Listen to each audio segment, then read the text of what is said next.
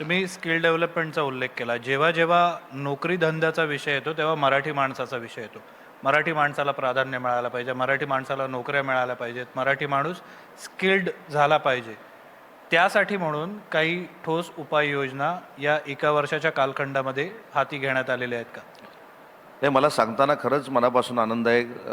खरं तर स्वर्गीय रतन टाटासाहेब आता आपल्यामध्ये नाही आहेत, परंतु महाराष्ट्र शासनानं उद्योग विभागाचा पहिला जो उद्योगरत्न पुरस्कार रतन टाटासाहेबांना दिला, तेव्हा आम्ही सगळ्यांनी मिळून एक मागणी केली होती की आम्हाला काहीतरी CSR गव्हर्नमेंटला हे टाटा ग्रुपकडनं मिळालं पाहिजे. आणि त्यावेळी खरं तर माझा स्वार्थ होता की फक्त रत्नागिरीमध्ये मिळाला पाहिजे, म्हणून मी त्यावेळी रतनजींशी त्या पद्धतीनं बोललो होतो. पण त्याच्यामध्ये मला अभिमान वाटतो सांगताना टाटा ग्रुपचा, कारण तो महाराष्ट्र बेस त्याचा आहे. त्यांनी पहिलं स्किल सेंटर आम्हाला गडचिरोलीमध्ये दिलं. ओके. आणि गडचिरोलीमध्ये स्किल सेंटर नुसतं दिलं नाही, तर त्यांनी काय सांगितलं की महाराष्ट्राच्या अन्य भागामध्ये आपण नक्की स्किल सेंटर करू, परंतु नक्षलिस्ट मुवमेंट जर थांबवायची असेल तर त्यांच्या मुलांच्या हाताला रोजगार दिला पाहिजे. आणि पहिलं 160 कोटी रुपयाचा CSR त्यांनी गडचिरोलीमध्ये दिला. आणि त्याच्यानंतर माझ्या मनात विचार आला की मी आता रत्नागिरीला मागितलं होतं, आता मला काय मिळणार नाही. गडचिरोलीला फक्त त्यांनी आता CSR दिला, त्यामुळे आम्हाला काय मिळणार नाही.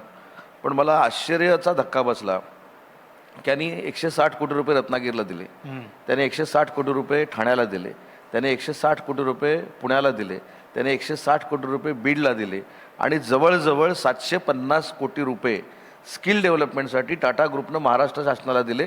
आणि त्याची मॅचिंग ग्रँट जी होती 30 कोटी रुपये प्रत्येक प्रोजेक्टची, ती आम्ही MIDCनं भरली. आणि त्या स्किल सेंटरमधनं दरवर्षी 7,000 मुलं ही प्रशिक्षित होणार आहेत. मला असं वाटतं की ही टाटा ग्रुपने केलेली फार मोठी अचिव्हमेंट गव्हर्नमेंटबरोबर आहे, परंतु त्याची मॅचिंग ग्रँट जी आहे ती गव्हर्नमेंटनं दिली.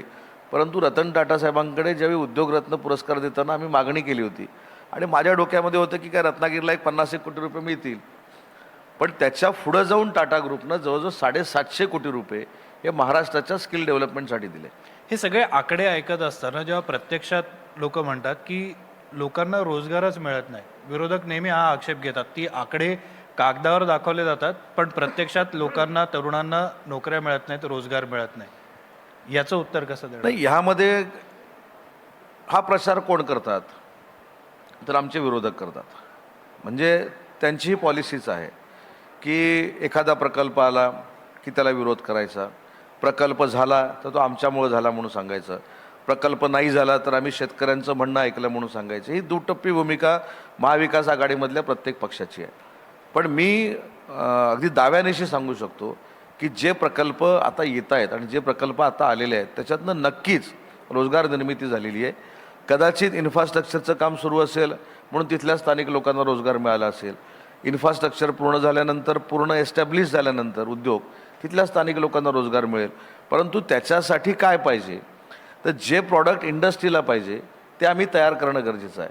आणि म्हणून जे स्किल सेंटरचा मी उल्लेख केला की स्किल सेंटरमधनं तिथं जी इंडस्ट्री आहे त्या इंडस्ट्रीला लागणारं जे मनुष्यबळ आहे ते त्या पद्धतीचं, त्या ताकदीचं तयार करणं, त्या स्किलचं तयार करणं, हा एक अजेंडा आमचा आहे आणि त्या दृष्टीनं आम्ही काम करतो आहे. त्याच्यामुळं नक्की तुम्हाला ह्याच्यातनं आउटपुट येत्या 2 ते 3 वर्षामध्ये मिळणार आहे.